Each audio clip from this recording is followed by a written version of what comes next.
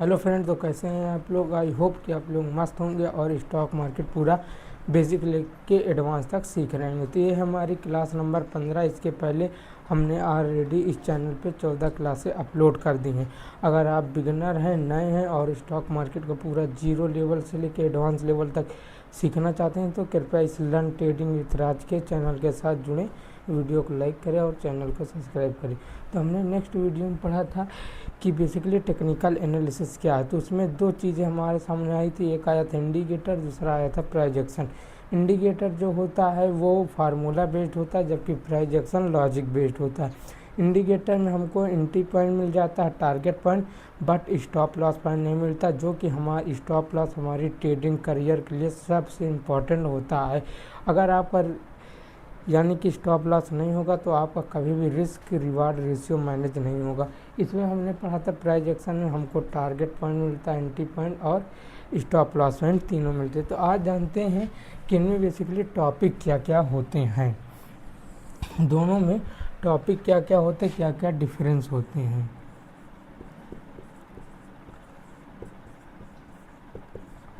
Price action, indicator. Price action, indicator, इनमें केवल इतना डिफरेंस होता है कि ये होता है फार्मूला बेस्ड,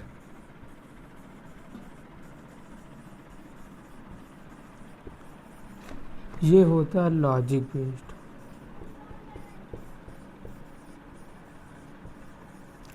हमने ये बताया कि ये होता है फार्मूला बेस्ड, ये होता है लॉजिक बेस्ड। तो अब बात आती है कि इनमें दोनों में टॉपिक क्या क्या होता है।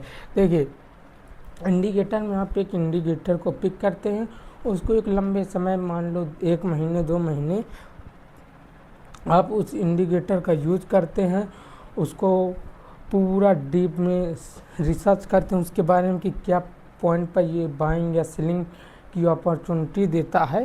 तो हम लोग इंडिकेटर के अकॉर्डिंग अपना जो ट्रेडिंग स्ट्रेटजी है वो चीज़ डिसाइड करते हैं। लेकिन प्राइस एक्शन में क्या होता है, ये लॉजिक बेस्ड होता है। हम लोग इसमें प्राइस के पूरा मूवमेंट को देखते हैं कि प्राइस कैसे ऊपर जा रहा है, नीचे जा रहा, मार्केट अप ट्रेंड में, डाउन ट्रेंड में, ये चीज़ें देखते हैं कि सपोर्ट रेजिस्टेंस ले रहा क्या। तो ये प्राइस एक्शन में आता है indicator, price action.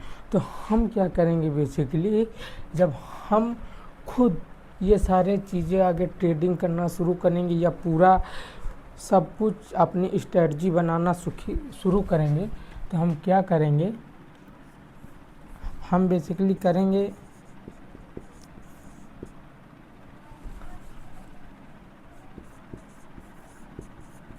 Price action plus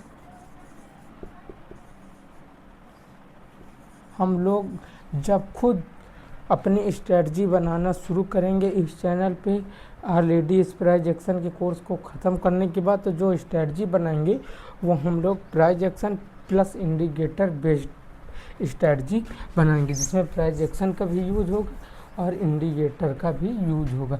अब बात आती है कि इन दोनों में टॉपिक क्या क्या होता है। तो इसमें आपको कोई टॉपिक की ज़रूरत नहीं पड़ती, बस जैसे कि एक इंडिकेटर है RSI, इसका फुल नेम होता है relative strength index.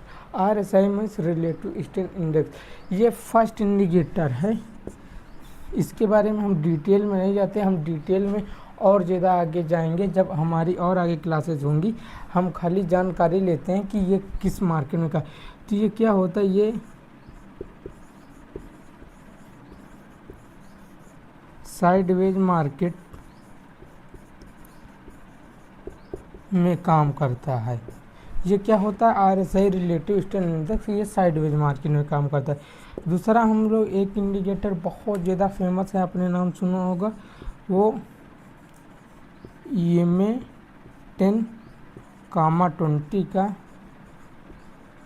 Cross over यानी जब जिस प्राइस पॉइंट पर 20 EMA को क्रॉस करती है, या जिस प्राइस पॉइंट पर 10 EMA 20 EMA क्रॉस करता है, तो वहाँ पे हमको बाइंग या सेलिंग अपॉर्चुनिटी देखने को मिलता है।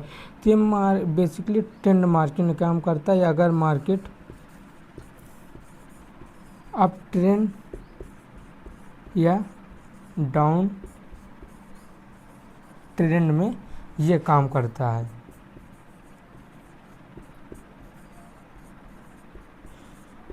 तीसरा हमारा और इंडिकेटर हो गया, जैसे कि हम लोग लेते हैं स्टॉक स्टिक। स्टॉक स्टिक ये भी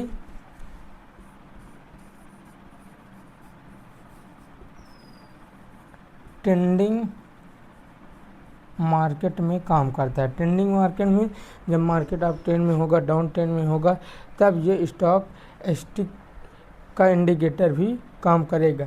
इसमें बेसिकली बहुत ज़्यादा सेटिंग में कुछ चेंजेस करते होते हैं, जैसे RSI रिलेटिव स्ट्रेंथ इंडेक्स होता है, तो इसमें सेटिंग में चेंज क्या करना होता है हमको, इसमें जो 60 की जगह 70 को इनपुट करना होता है और 30 की जगह 40 का, तब वो बेसिकली एक रेंज बन जाता है। जब मार्केट 60 वाली लाइन के पास आएगी तो हम लोग अपनी स्ट्रेटजी के हिसाब से ट्रेडिंग प्लान करते हैं या ट्रेड प्लान करते हैं, तो इसके अंदर बहुत सारी RSI का यूज करके बहुत स्ट्रेटजी बनाई जाती हैं। 10 या 20 में ये बहुत ही फेमस सेटअप है। ये सेटअप को आप बोल लो, ये स्ट्रेटजी बहुत फेमस है, बहुत लोग इसको यूज करते हैं। 10 में 20 का क्रॉस हुआ, लेकिन ये केवल अप ट्रेंड में मार्केट होगा, डाउन ट्रेंड में तभी काम करेगा, साइडवेज मार्केट में कभी नहीं काम करेगा। साइड तो इनमें बहुत सारे इंडिकेटर, मल्टीपल इस तरह बहुत इंडिकेटर हैं जिनको आप गिनते गिनते, जैसे यहाँ इचिकोमोटो क्लाउड हो गया और बहुत सारे इंडिकेटर हैं, जैसे सुपर ट्रेंड हो गया, MACD हो गया, बहुत सारे इंडिकेटर, मल्टीपल इंडिकेटर जो कि अलग अलग टाइम फ्रेम में अलग अलग स्ट्रेटजी के हिसाब से काम करते हैं।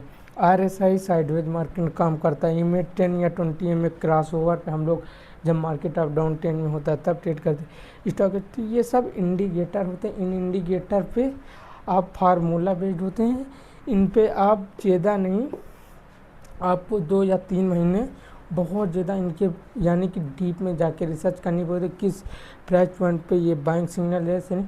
लेकिन हम लोग इंडिकेटर बेस्ड ट्रेडिंग नहीं करेंगे। क्यों? क्योंकि हो सकता है कल आने वाले समय में RSI इंडिकेटर अगर ना चाहते हुए भी बंद हो जाए, तो हमारा ट्रेडिंग RSI पे डिपेंड है या MA20 डिपेंड है। तो हम लोग अगर ये इंडिकेटर बंद हो गया तो हमारा ट्रेडिंग करियर भी बंद हो गया। तो हम लोग रिलाय करेंगे, इनका भी यूज करेंगे और मोस्टली हम लोग MA20 का बहुत ज़्यादा यूज करेंगे, किसमें? प्राइस के एक्शन में। तो इसमें टॉपिक क्या क्या होते हैं ये समझ लेते हैं। जैसे इसमें आपने समझ लिया, केवल इन सब चीज़ों को यानी कि इंडिकेटर को हम लोग बहुत ज़्यादा डीप रिसर्च करते हैं, इनकी एक पूरी स्टडी करते हैं कि किस प्राइस पॉइंट पे बाइंग देता है। जैसे कि RSI हो गया, तो जैसे मार्केट यहाँ चलता है तो RSI का ये रेंज होता है। यहाँ जब इस प्राइस पॉइंट पे आती है तो हम लोग सेलिंग का सिग्नल लेते हैं, यहाँ पे आती बाय, तो ये 60-40 का बेसिकली रेंज होता है। जैसे MA20 हो गया, जैसे मार्केट यहाँ चल रहा है, अब यहाँ पर जैसे जिस प्राइस पॉइंट पर यहाँ पर मार्केट समझ लो डाउन ट्रेंड में आ रहा था, यहाँ पे ये बेसिकली क्या हुआ, ये यहाँ पे ये 20 में जैसे ये 10 ने इसको क्रॉस किया, यहाँ पे एक बाइंग अपॉर्चुनिटी आती। तो इसी तरह मल्टीपल इंडिकेटर होते हैं जो हमको प्रॉपर एक सेटअप की तरह देते हैं, वो ट्रेड लेने में मदद करते हैं, पूरा सेटअप होते हैं। लेकिन अब प्राइस एक्शन में पढ़ते हैं कि टॉपिक इसमें क्या क्या होता है। इसमें हम सबसे पहले प्राइस एक्शन में पढ़ेंगे हाउ प्राइज मूव्स, यानी कि प्राइस का बेसिकली मूवमेंट कैसे होता है, कैसे प्राइस अप ट्रेंड में जाती है, डाउन ट्रेंड, कैसे कोई स्टॉक, कैसे कोई ग्रीन कैंडल बनती, कैसे कोई रेड कैंडल बनती, ये लॉजिक तक हम समझने वाले हैं कि कैसे यहाँ पे प्राइस थी, यहाँ से प्राइस यहाँ पे कैसे आई, या यहाँ से प्राइस थी ये कैंडल कैसे बन गई, या प्राइस यहाँ थी ये कैंडल कैसे बन गई। तो ये सारी चीज़ें हम लोग हाउ प्राइजेज मूव्स वाले जो वीडियो होगा उसमें पढ़ेंगे। अब आते हैं दूसरा टॉपिक हम लेंगे, इसके बाद हम पढ़ेंगे डॉस थ्योरी।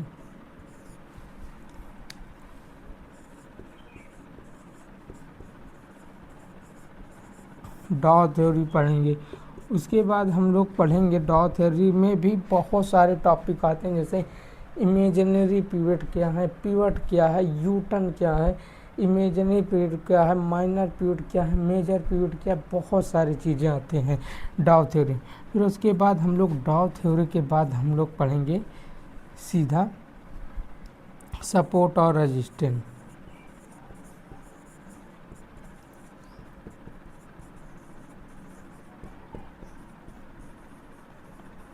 सपोर्ट और रेजिस्टेंस पढ़ेंगे। फिर आगे पढ़ेंगे कैंडल स्टिक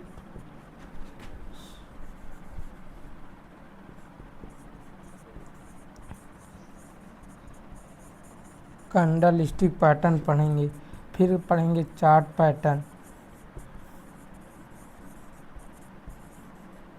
इसी तरह ढेर सारी चीज़ें होते हैं। फिर उसके बाद क्या पढ़ेंगे, प्राइस का मूवमेंट कैसे होता है, डॉ थ्योरी क्या होता है, सपोर्ट रेजिस्टेंस क्या होता है, कैंडल स्टिक पैटर्न क्या होता है, चार्ट पैटर्न क्या होता है, ये सारी ढेर सारी चीज़ें पढ़ेंगे। ट्रेंड लाइन क्या होती है,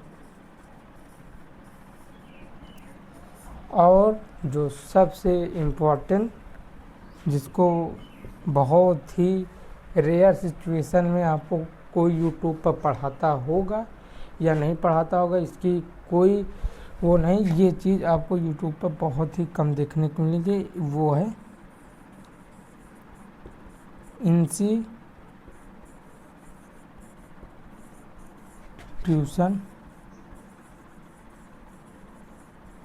डिमांड और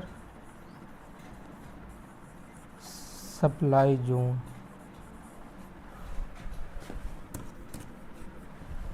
इंस्टीट्यूशन का demand and supply zone. Institution का डिमांड एंड सप्लाई जोन में बहुत सारे टॉपिक होते हैं, इसको कह लो। अब आपको एक ऐसी रेयर चीज़ बताने वाला हूँ जो आप सबको पता होगी, बहुत सारे लोगों को, उनको अच्छा खासा उन्होंने इंडिकेटर भी रीड कर लिया, 2-4 महीने अपना समय दिया उन्होंने। ये बेसिक प्राइस एक्शन आपको मैं बता दूं, यहाँ से यहाँ तक ये बेसिकली एक बेसिक प्राइस एक्शन होता है। आप YouTube पे इसके बारे में बहुत ज़्यादा सर्च करोगे तब चीज़ें आपको मिल जाएगी, लेकिन आपको इंस्टीट्यूशन का डिमांड एंड सप्लाई जोन ये प्रॉपर आपको कोई सही से नहीं पढ़ाता। तो होता क्या है, आपको इंडिकेटर पता होता है, बेसिक प्राइस एक्शन पता होता है कि सपोर्ट क्या है, रेजिस्टेंस क्या है, ये सारी चीज़ें आपको पता होती हैं कि सपोर्ट क्या है, रेजिस्टेंस क्या है, लेकिन हमारे ट्रेड फेल क्यों हो जाते, क्योंकि हमको ये टॉपिक नहीं पता होता कि इन सबसे बड़ा इंस्टीट्यूशन होता है। इंस्टीट्यूशन जहाँ चाहता है, जैसे मैं आपको एक छोटा सा उदाहरण देता हूँ बस, जैसे आप खुद ही समझिए, ये एक सपोर्ट का लेवल है, ठीक। यहाँ प्राइस ने एक बार आई सपोर्ट लिया, दूसरे बार आई सपोर्ट लिया, तीसरे बार आई प्राइस ने अच्छे खासे तरीके से ब्रेक किया, ठीक। अब जो बेसिक प्राइस एक्शन होता है, लोग यहाँ पे क्या करेंगे, लोग यहाँ पे बाय कर लेंगे।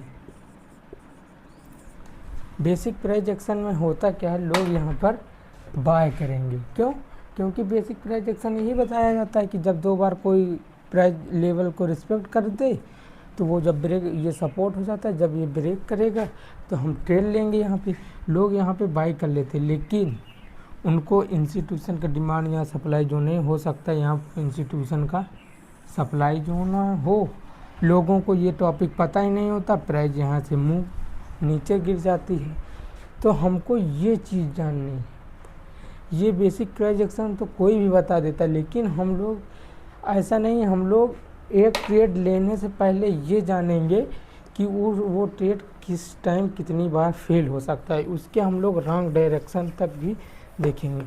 तो आई होप कितना ज़्यादा बात आपको क्लियर हो गया होगा कि बेसिकली टॉपिक क्या क्या है इंडिकेटर और प्राइस एक्शन में। तो कैसा लगा आपको ये वीडियो, आई होप कि आपको ये वीडियो एकदम प्रॉपर सही लगा होगा और ढेर सारी नई लर्निंग मिली होगी। तो हम लोग नेक्स्ट वीडियो से प्रॉपर प्राइस के एक्शन को रीड करना शुरू करने वाले हैं। जितना बेसिक ऑफ स्टॉक मार्केट पढ़ना था हम पढ़ चुके, अब हम लोग आगे प्राइस के एक्शन को रीड करना शुरू करने वाले हैं। तो मिलते हैं आपसे अगले वीडियो में। धन्यवाद।